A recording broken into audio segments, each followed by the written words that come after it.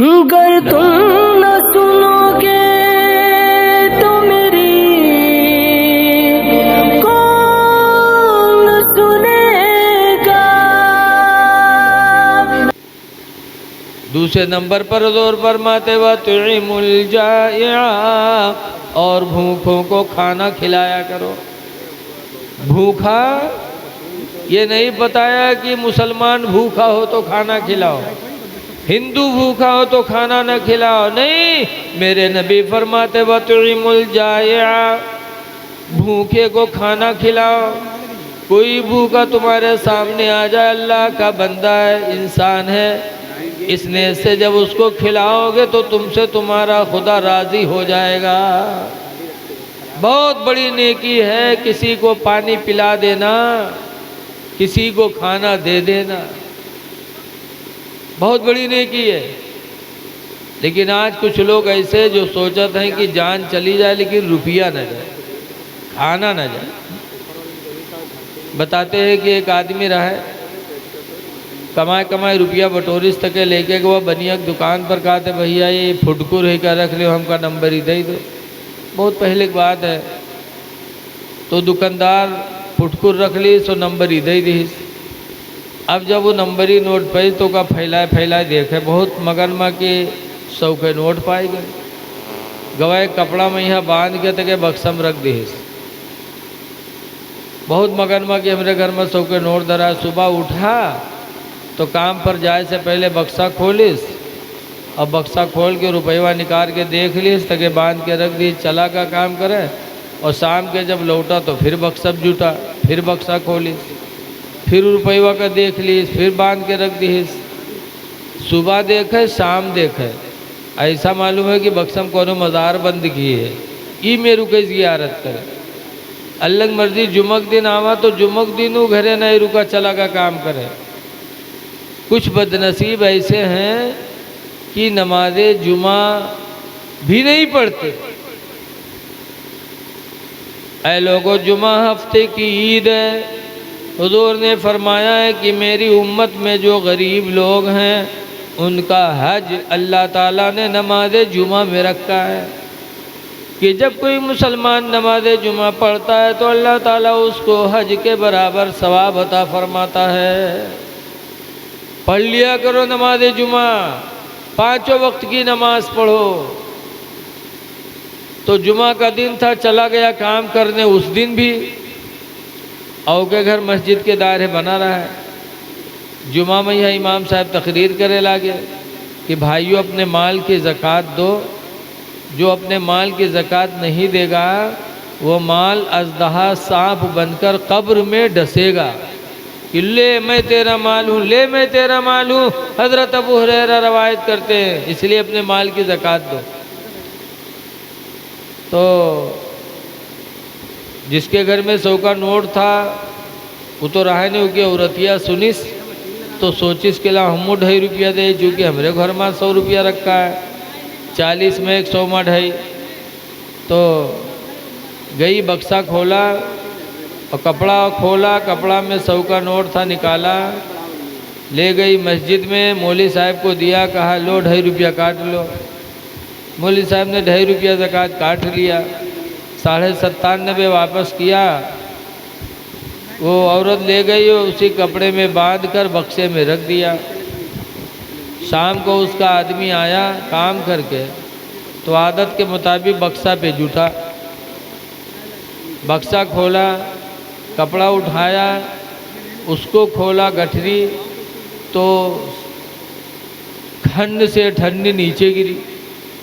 तो गए जो खटका गए, हाय लाई माँ नंबरी नोट रहा है, तो ये फुटकुर कहाँ से आएगा। तुमने बीवी बुलाई, कैसे यहाँ रे, यहाँ रे ये 100 के नोट रखा रहा, 2.5 का हो गए रे। तो औरतिया कही सुनो अल्लाह के नाम पर दे के आई हूँ। कहा क्यों? कहा मौलवी कल तकरीर करता रहा है कि जो अपने माल की ज़कात नहीं देगा, 40 में 1, 100 में 2.5, तो उसको अज़दहा सांप कब्र में काटेगा, लिहाजा 2.5 रुपया ज़कात भी आई हूँ। कैस कम वक्त कहीं की ज़िंदगी पहली दफ़ा 100 का नोट पावा रहा, वहाँ तो राय डाले जले क्या मौलवी से। कहते अल्लाह के नाम पर देखे तो कहीं मांगे जी, कहीं जब मांग ला नहीं तो हम घर छोड़ दे बे, घरे न रही बे, कहीं रहो चाहे न रहो, लेकिन हम मांगे न जी बे। तो कहते मांग लाओ ने वही 2.5 रुपया खातिर हम अपन जान गंवाए देवे, सुभान अल्लाह सुभान अल्लाह। कहीं मर जाओ लेकिन हम मांगे न जी बे। बड़ा जालिम रहा है, बगैर से निकला गिरा हाथ पैर ढील कैली। अब का जब चेक करे लागे तो कह हाथ उठावे तो उठे, छोड़ दे भद्र से गिर जाए, पैर उठावे तो उठे, छोड़े तो गिर जाए, तो लोग कहीं सही बात मर गया। तो कह दफनावे की तैयारी हो ला, कबर उबर खुदी के बाद उका नौहाइन नहाए भी ली, तो कह कफन पहनाए के जनाजा लेके चले। तब उके औरतिया घबरान, कहीं हाय अल्लाह अभी तक तो नहीं मरा है, लेकिन अब्बे जहाँ कब्र में दबाई है तो मर जाइबे करिए।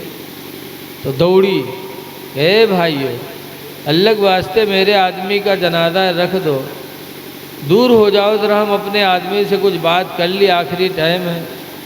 तो लोग जनाजा रख के दूर हो गए। तो औरतिया गए और के काने में यहाँ कहा था कि उठ पर रे कब्र तैयार है, अब्बे तुका दबाए दे है रे, उठ पर। तो कहते 2.5 रुपये ले आई है, कहीं दुका तो न ले गए। तो कहते फाड़ दे, भाग जा। औरतिया चलिए जनाजा उठाने लेके कब्रस्तान, नमाज पढ़ के तक कब्र में रखिन, लकड़ी जोड़ दी, मट्टी दे जात रहे। तब तक औरतिया का फिर नहीं बर्दाश्त बा, फिर औरतिया दौड़ी का है भाइयों अल्लाह के वास्ते रुक जाओ जरा, आखिरी बार है, हम अपने आदमी से कुछ बात कर ली। फिर लोग रुक गए। औरतिया कब्र में उतरी, अपने आदमी के पास पहुंच के उसके काने में कहा थे कि उठ पर रे, लकड़ी जोड़ दी ने पे पाट दे रे, उठ पर। तो फिर कहा थे 2.5 रुपये ले आई है, चुका तो न ले। तो कहा थे पाट दे, बहुत जालिम रहा, नहीं निकला। औरतिया बाहर आए गए। जब बाहर आए तो लोग पूछें का हुआ, कुछ बातचीत है। तो औरतिया कहे कि हाँ हमारा आदमी हमसे वसीयत की हिस्से कि हम मर गए, नेकी नहीं कह पावा है, लिहाजा हमार घर मस्जिद के नाम बैनामा कह दिए। जब वो सुनिस तब खड़बड़ाए के कूदा, कई सारे उठे गिरिन, हम 2.5 रुपया खातिर जान दिए थे तो घरों मस्जिद में लिखे जाते थे। ऐसे लोग हैं। लेकिन ये लोगों अल्लाह दे तो भूखों को खाना खिलाओ, बहुत सवाब का काम है। आज लोग काजी बन जाते हैं, काजी तो समझते हैं मेरा दर्जा बहुत बुलंद है।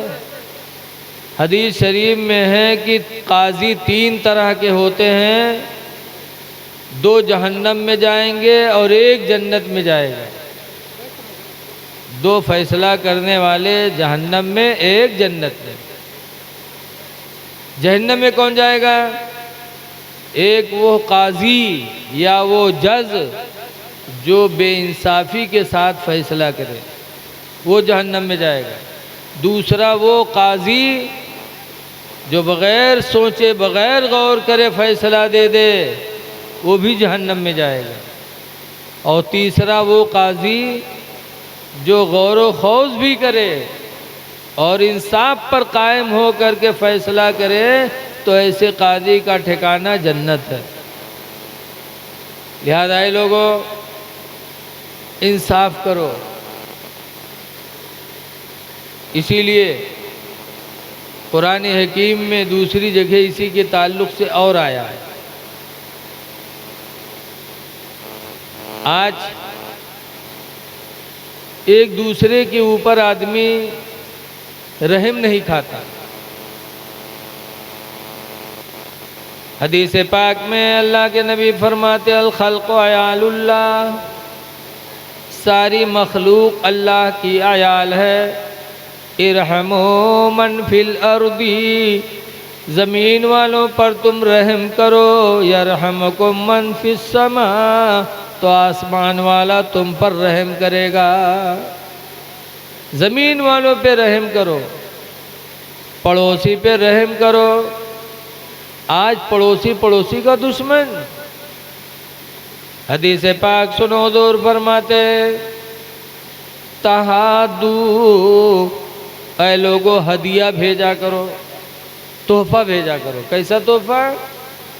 कि आपके घर में कोई अच्छी चीज़ बने, गोश्त बने, खीर बने, जर्दा बने, गुलगुला बने, कोई अच्छी चीज़ बने तो हुजूर फरमाते तुम अपने पड़ोसी के यहाँ भी दे दिया करो, हदिया दे दिया करो। क्यों? लिअन्नल हदियता तुज़हिबु हर्र सदरी, इसलिए कि हदिया दिलों से हसद को दूर कर देती है। जब तुम्हारा हदिया पड़ोस में जाएगा तो पड़ोसी का दिल खुश होगा कि देखो फलां ने हमारे लिए ये भेजा है। तो जो तुम्हारे ताल्लुक़ से तुम्हारे पड़ोसी के दिल में हसद जलन होगी वो हदिया देने से ख़त्म हो जाएगी। आज हम लोगों को थोड़े थोड़े से मामले में जीएल भेजते हैं, लेकिन ऐ लोगों मेरे नबी का पैगाम सुनो। हुजूर फरमाते हैं फ़क्कुल असीरा, कैदी को रिहा कराओ। कोई तुम्हारा भाई पड़ोसी गांव का रहने वाला कोई जेल चला गया हो, कैद में हो गया हो, तो मेरे नबी फरमाते हैं तुम अपने पड़ोसी कैदी को रिहा कराओ। पैसा खर्च करो, कोशिश करो अपने पड़ोसी को रिहा कराओ। लेकिन आज हम लोग झगड़ा करके पड़ोसी को जेल भेजते हैं और सीना तानते हैं कि हम अच्छे मुसलमान हैं।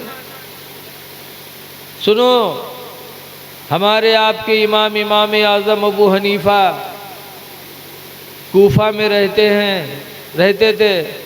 उनके बगल में एक यहूदी था। यहूदी शुरू से मुसलमानों की दुश्मन रहे हैं, आज भी हैं। तो एक यहूदी था हज़रत इमाम आज़म के पड़ोस में।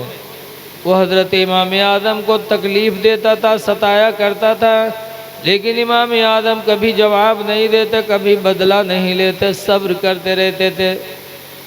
अल्लाह की मर्ज़ी की उस पड़ोसी यहूदी को जेल में दारोगा ने डाल दिया और सज़ा नाफिज कर दी। जब दरोगा ने जेल में डाल दिया उस पड़ोसी यहूदी को, तो एक हफ्ता गुजर गया, इमाम आज़म की मुलाकात नहीं हुई। तो इमाम आज़म ने लोगों से पूछा कि मेरा पड़ोसी यहूदी नहीं दिखाई पड़ रहा है। तो लोगों ने कहा कि वो जेल में है।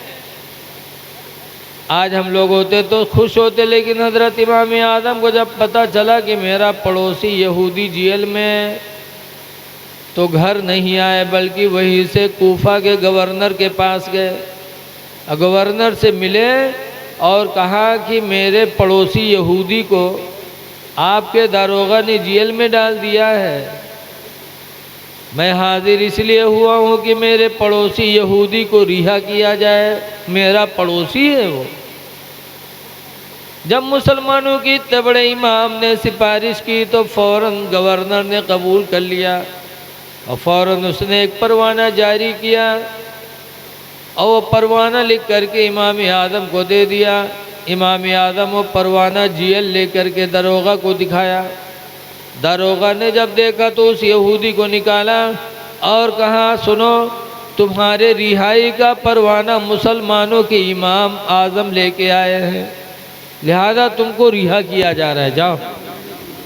तो वो यहूदी रोने लगा, कहने लगा हाय अफसोस, एक हफ्ता से मैं जेल में हूँ और मेरे निकालने के लिए मेरा कोई भाई नहीं आया, मेरा कोई रिश्तेदार नहीं आया। आए मेरे ऊपर तरस खा करके मेरी रिहाई का परवाना लेकर आए तो मुसलमानों की इमाम लेकर के आए। खुदा की कसम मुझे यकीन हो गया कि इस्लाम सबसे सच्चा मज़हब है और इस्लाम के मानने वाले भी सबसे सच्चे होते हैं। फ़ौरन वो यहूदी कलमा पढ़ा, मुसलमान हो गया। तो ऐ लोगों, हमारे नबी का फरमान है कि कैदी को रिहा कराओ।